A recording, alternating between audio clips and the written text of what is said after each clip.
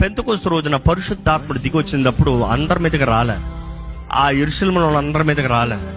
ఎవరైతే యేసును అంగీకరించారో, ఎవరైతే యేసును విశ్వసించారో, ఎవరైతే ఆయన నమ్మి గొర్రెపిల్ల రక్తం ద్వారా విమోచించబడ్డారో, ఎవరైతే ఆయన ప్రజలుగా మార్చబడ్డారో, ఎవరైతే అక్కడ ఏర్పరచబడిన వారికి సపరేట్ గా మేడగదులు ఉన్నారో 120 మంది, వారి మీదకి దేవుడు దిగి వచ్చాడు.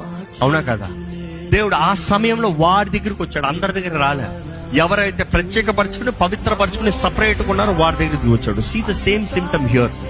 పాత నిబంధనలు కూడా చూస్తాము. దేవుడు అంటాడు, మీరు ప్రత్యేకపరచుకుని పవిత్రపరచుకోండి, నేను మీ దగ్గరకు వస్తున్నాను. ఈ మాట చెప్పిన తర్వాత ఇశ్రాయేలీయులు అదే రీతిగా 3 రోజులు వారు పవిత్రపరచుకుని పరిశుద్ధపరచుకుని అన్ని రెడీ చేసుకుంటారంట. అన్ని రెడీ చేసుకున్న తర్వాత దేవుడు ఆ 50వ దినమున బోరధ్వని శబ్దముతో దగ్గరికి రమ్మంటాడు. బోరధ్వని శబ్దముతో వారందరూ అక్కడికి వస్తారు.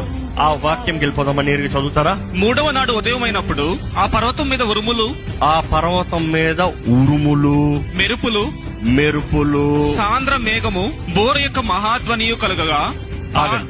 అనుకుంటారండి, వారి మధ్య అలా ఉంది.